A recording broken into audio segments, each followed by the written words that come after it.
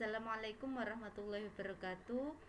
Pada pertemuan kali ini kita tetap membahas tentang pemasaran. Jadi kalau misalkan sudah saya katakan di awal dulu, itu kita akan banyak membahas tentang pemasaran ini.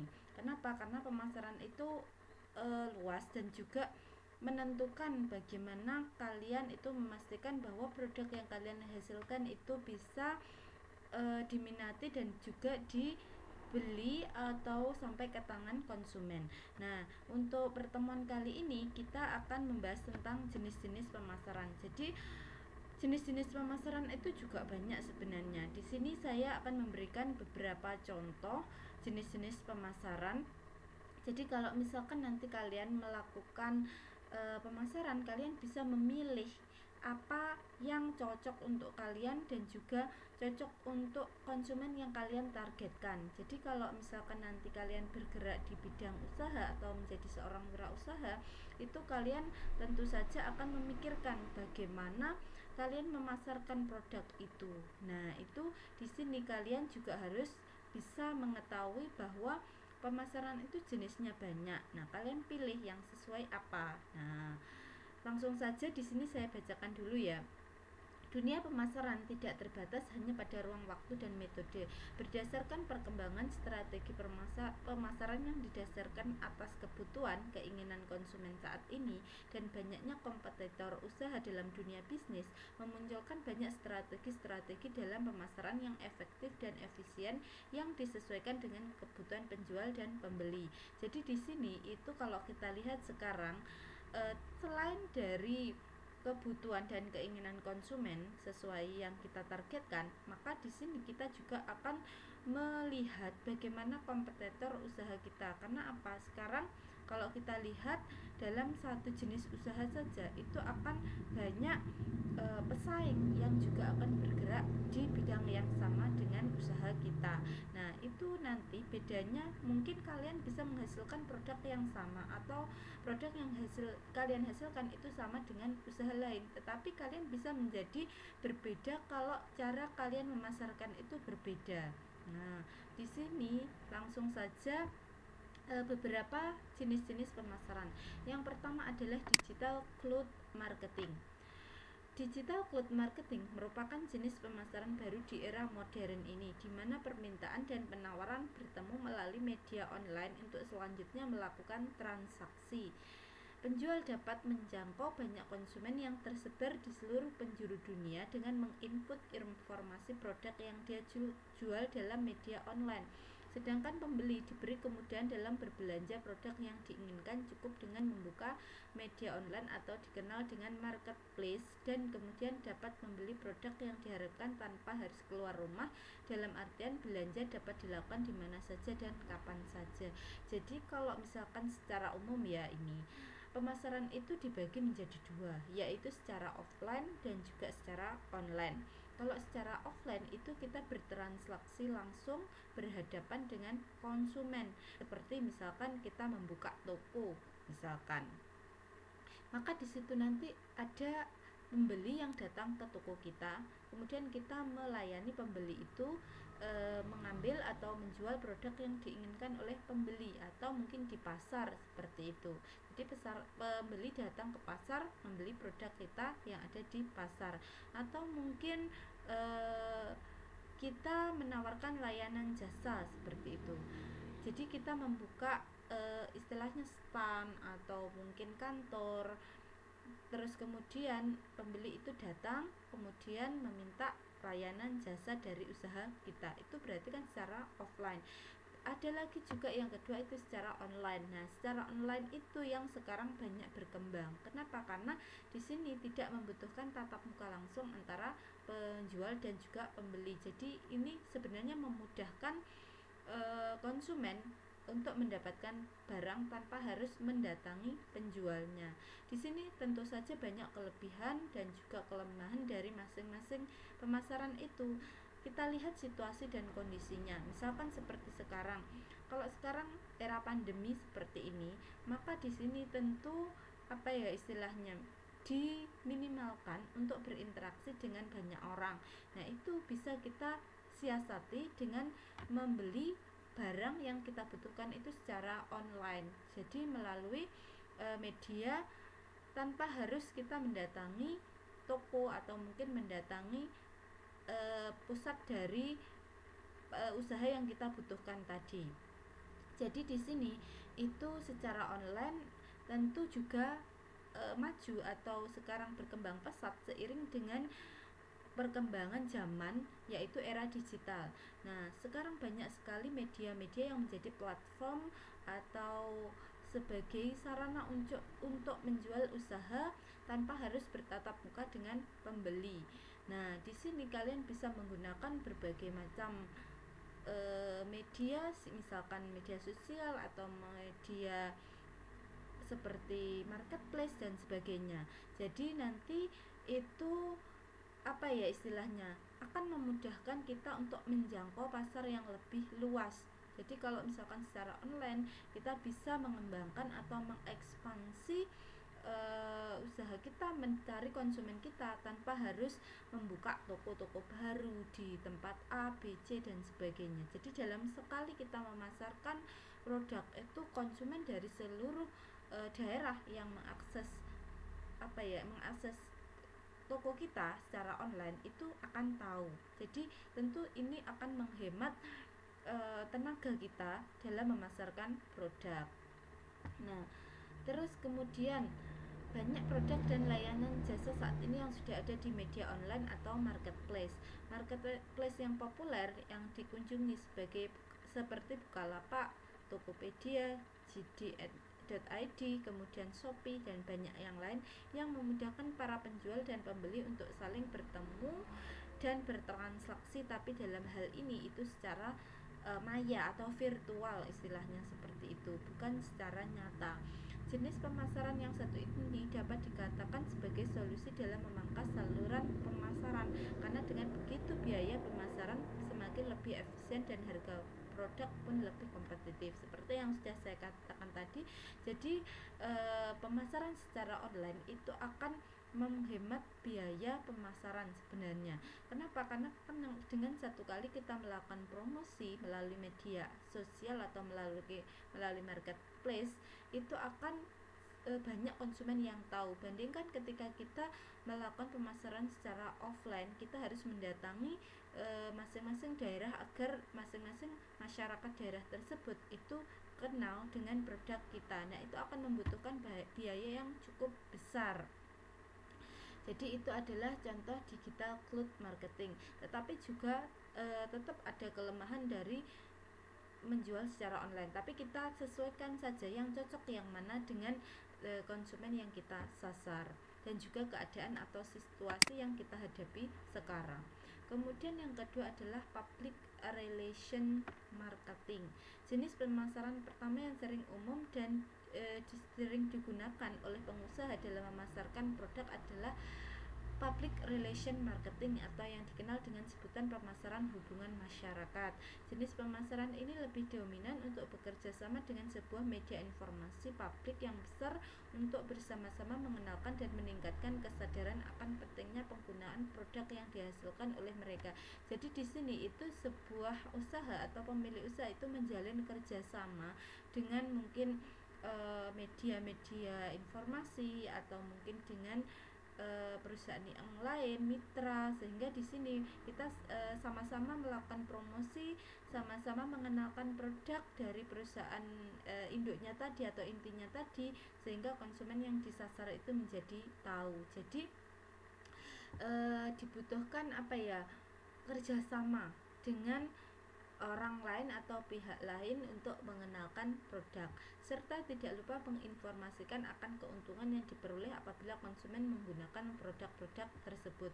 Jadi kita juga bisa menggunakan kerjasama dengan media informasi, baik itu media cetak misalkan, atau mungkin perusahaan-perusahaan yang bergerak di suatu daerah tertentu yang sudah mengakar di daerah tertentu, sehingga di sini kita bisa menggunakan atau istilahnya menjalin kerjasama, memanfaatkan kepopuleran dari pihak kedua atau pihak lain itu pada suatu daerah atau pada suatu konsumen, sehingga ikut mempromosikan atau mengenalkan produk kita.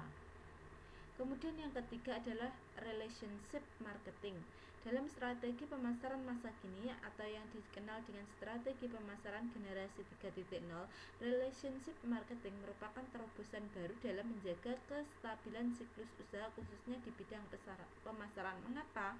Banyak yang berpendapat relationship marketing jauh lebih efektif. Bahkan banyak perusahaan yang melakukan hal ini daripada menghabiskan biaya untuk mengajak konsumen-konsumen baru. Dengan begitu, para pelanggan yang telah menjalin hubungan baik dengan pengusaha akan lebih loyal dan pada saat produsen itu meluncurkan produk baru. Jadi kita istilahnya melakukan pemasaran itu dengan menjalin hubungan baik dengan konsumen. Jadi menjalin relationship yang baik sehingga konsumen yang kita sasar itu loyal terhadap usaha kita. Nah, itu salah satu juga strategi pemasaran. Tanpa kita harus lah kita membutuhkan mungkin konsumen baru, tapi terkadang daripada kita harus menghabiskan biaya untuk menjangkau konsumen yang istilahnya hanya satu kali tertarik dengan konsumen kita, dengan produk kita, kita bisa memanfaatkan orang-orang atau konsumen yang lama untuk terus tertarik, terus memanfaatkan produk kita, sehingga konsumen itu akan lebih loyal dan istilahnya tetap memperhatikan, tetap nanti produk baru kita. Jadi itu juga akan menjadi sebuah strategi dari pemasaran yang dilakukan oleh suatu perusahaan. Jadi dia lebih mementingkan konsumen yang loyal daripada harus mencari konsumen baru yang belum tentu dia tertarik pada produk perusahaan tersebut. Kemudian yang ketiga adalah word of mouth marketing. Dalam jenis marketing ini, tidak jarang divisi pemasaran memberikan imbalan atau hadiah kepada para konsumen yang mau mengajak konsumen lain untuk menggunakan produk dari perusahaan tersebut. Dengan begitu, para konsumen akan lebih semangat untuk menyebarkan informasi produk dan mengajak teman saudara, tidak jarang sampai mengajak pasangannya menggunakan produk yang dihasilkan oleh perusahaan tersebut. Nah, jadi di sini word of mouth. Jadi konsumen yang sudah loyal atau yang menggunakan produk dari usaha kita atau yang menggunakan layanan jasa kita itu akan mengajak konsumen yang lain yang berprospek atau berpotensi menjadi konsumen kita selanjutnya. Nah, di sini tentu kita harus memberikan sebuah penghargaan atau mungkin sebuah pancingan atau sebuah mungkin intinya bagaimana agar konsumen kita yang sudah loyal itu mau mengajak orang lain. Nah, mungkin kita bisa memberikan giveaway atau mungkin kita memberikan diskon kepada orang yang sudah loyal yang mengajak temannya atau saudaranya. Nah, itu juga merupakan salah satu strategi yang bisa digunakan. Jadi kenapa? Karena kekuatan mulut dari seseorang itu akan bisa mempengaruhi orang yang lain.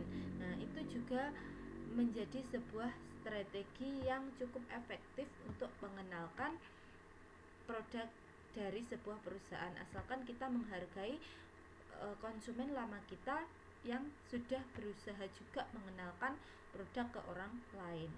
Selain itu, dalam strategi pemasaran ini juga sering menggunakan sosial media yang lagi hit saat ini. Di saat seorang konsumen suka atas produk makanan yang disajikan cantik oleh suatu restoran, tidak sungkan konsumen tersebut mengambil gambar makanan dan mengupload dan di-share dalam media sosial yang dimiliki. Hal itu pasti akan mengundang pengguna medsos lain untuk mencoba makanan yang disajikan oleh restoran tersebut. Jadi di sini itu misalkan sekarang yang lagi tren itu adalah Instagram. Nah, media sosial yang berbasis foto itu kan membutuhkan tampilan menarik dari produk kita. Terus kemudian oleh orang yang atau konsumen yang telah menggunakan produk kita atau layanan jasa kita itu akan menampilkan foto itu di media sosialnya.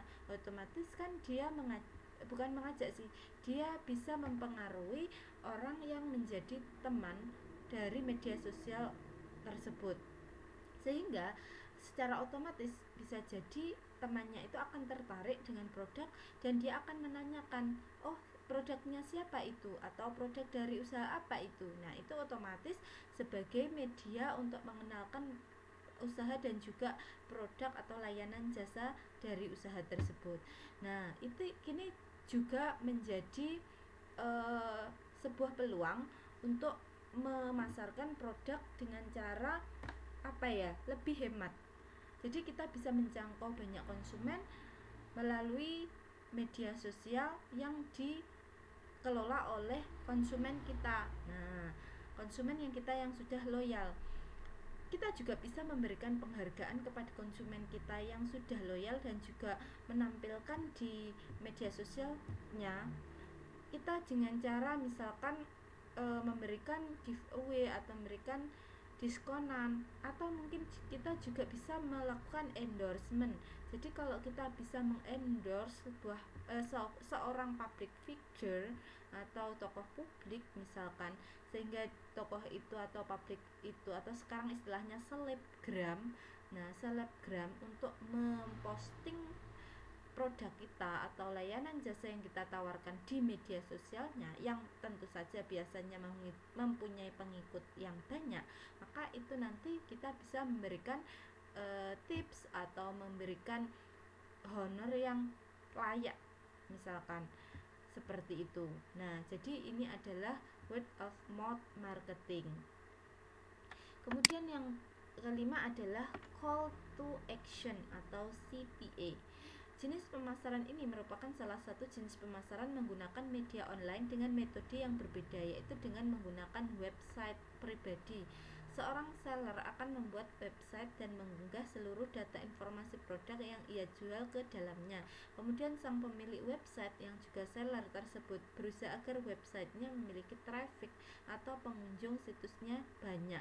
Dengan semakin banyaknya pengunjung dan banyak melakukan transaksi dalam website tersebut, itu artinya website tersebut telah melakukan pemasaran CTA. Jadi di sini itu usaha atau perusahaan itu membuat website pribadi atau website yang bisa digunakan untuk memasarkan produk. Jadi website itu nanti di dalamnya akan tertera produk yang dijual berserta spesifikasinya atau informasi tentang produk itu. Nanti konsumen itu bisa mengunjungi website dari usaha itu. Kalau misalkan nanti dia sudah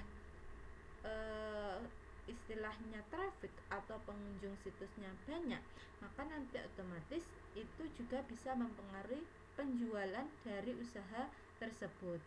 Dalam metode pemasaran jenis ini banyak analisis yang perlu diperhatikan seperti analisis keyword produk. Dan selain itu umumnya call to action ini lebih fokus terhadap satu atau beberapa produk yang tidak banyak. Hal itu dikarenakan konsumen atau calon pembeli lebih suka mencari produk berdasarkan kata kunci dengan menggunakan search engine yang disediakan oleh perusahaan Google. Jadi kalau misalkan mungkin kita bisa memasarkan di website itu dengan menggunakan analisis keyword produk. Jadi kita bisa memperbanyak kata kunci yang bisa di search atau yang bisa di googling istilahnya oleh orang atau konsumen lewat Google. Jadi kalau misalkan orang itu mengetikkan kata atau misalkan produk ini, maka nanti yang diharapkan yang pertama atau yang ada di halaman awal muncul itu adalah website dari perusahaan kita. Jadi bagaimana cara memasarkan produk melalui website pribadi, terus kemudian memastikan bahwa website kita dikunjungi oleh banyak orang, terus kemudian nanti akan berdampak pada banyaknya produk yang kita jual. Nah itu adalah call to action atau CTA. Jadi itu adalah beberapa contoh strategi pemasaran atau jenis pemasaran yang bisa dilakukan oleh seorang pelaku usaha atau perusahaan, baik itu dalam skala kecil maupun skala besar. Selain ini mungkin masih ada beberapa strategi yang lain atau jenis pemasaran yang lain. Kalian bisa melakukan atau mencari informasi melalui berbagai media lewat internet atau mungkin buku-buku pemasaran yang lain. Jadi ini sangat penting untuk diketahui oleh orang yang bergerak di bidang usaha atau wirausaha. Jadi kalian bisa memilih salah satu yang sekiranya cocok dengan target konsumen dan juga perkembangan mungkin di daerah itu, atau mungkin karena setiap daerah itu mempunyai istilahnya strategi pemasaran yang mungkin bisa jadi berbeda antara satu tempat dengan tempat yang lain. Jadi kalian harus bisa teliti, harus bisa detail, harus bisa menentukan mana yang cocok. Nah, itu adalah contoh jenis pemasaran yang nanti akan berefek atau berdampak pada goal atau pada target dari perusahaan. Bagaimana usaha atau produk atau layanan jasa itu dipromosikan atau dijual. Sudah, terima kasih untuk pertemuan kali ini. Saya akhiri sampai di sini. Semoga bermanfaat. Wassalamualaikum warahmatullahi wabarakatuh.